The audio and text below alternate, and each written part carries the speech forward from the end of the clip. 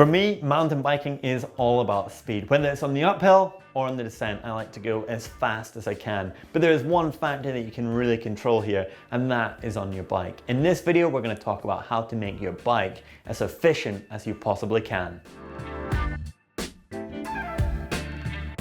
The first point has really got to be that a clean bike is a fast bike. There is a reason that you see all those pros have got immaculate bikes every time they go for a ride.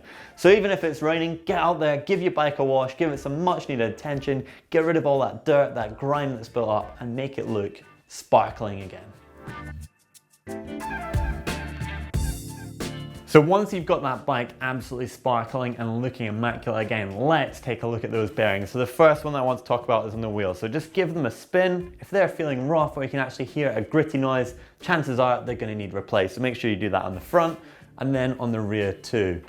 Then we're going to come on and look at the headset. So if you just rotate those handlebars back and forth, again, if it's needing replaced, you're going to feel that is really rough, not easy to move around. And then if you've got a full suspension bike, well, you're going to have a whole host of bearings right here that connect that linkage and allows the suspension to work in the way it's meant to. And then finally, one bearing that I have missed is down right in here in the bottom bracket. So you want to check that over just by spinning the cranks backwards. And we're running smooth on that one too. So right now I'm all good. But with another few hard rides, especially in this winter condition, you're going to find that you might have to replace these at some point. Not having your suspension set up correctly can be one of those big causes of inefficiency. I've already got my bike absolutely dialed in, I know my settings, but what you can actually find is, especially if you've got an air fork, that can just lose a little bit of pressure from time to time. So I'm going to just take this top cap right off, get my shock pump, screw it in, and make sure that I'm at the right pressure. And if you've got a rear suspension bike too, then what you're actually going to have to do is check both of them thoroughly over. So I know that on the front right here, I'm running 90 PSI and I've dropped just down to about 85. That is actually probably due to actually connecting on the shock pump. I'm just going to pump that back up to 90 and then take it back off. And that's another step towards getting my bike as efficient as possible.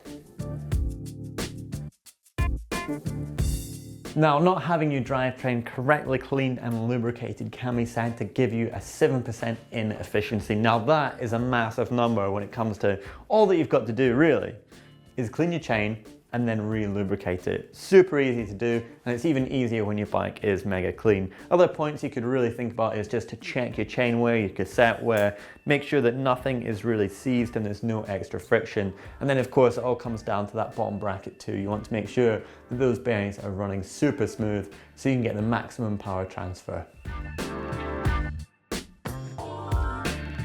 So what I want to talk about down here is your brakes and making sure that they are correctly adjusted and set up. What you definitely don't want is any rubbing when you spin that front wheel. If you've got that, then you're actually just going to have to adjust the calipers. But what you'll find is that if you have got rubbing, it's going to be causing drag. The wheel isn't going to be able to spin so freely, it's going to slow you down, and it's going to be extra resistance you're going to have to pedal about when you're riding your bike.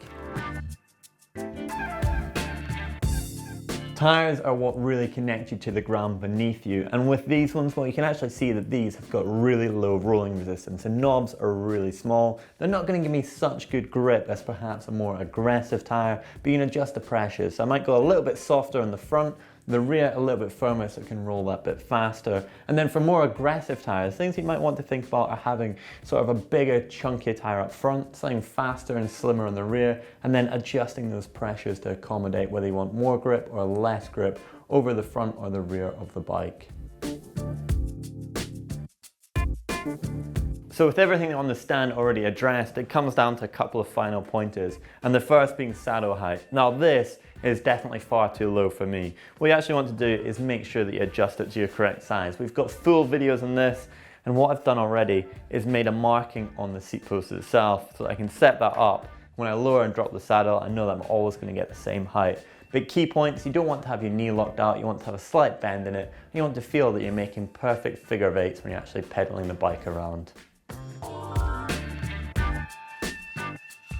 Okay, so with the saddle height now addressed, there's one final point, and it all comes down to efficiency and aerodynamics on the bike. You can think about actually dropping that stem right down. You can see I've only got one spacer and one on top. The lower that you get those bars down, the easier it's going to be able to climb, and you're also going to be in a more aerodynamic position on the bike. And of course, you can always tuck in your elbows so you can go super fast on those descents. Hopefully those have been some points that can really help you to go a little bit faster. If we've missed any, then be sure to leave it in the comments down below. Love reading the comments that you guys leave. And if you want to watch more videos from GMBN, then make sure that you click on that globe to subscribe. Click down there for flats versus clips to see which is more efficient, and then click down there to actually find out how you can climb more efficiently. And don't forget, if you enjoyed this video, then give it a thumb up, like, and make sure that you share it.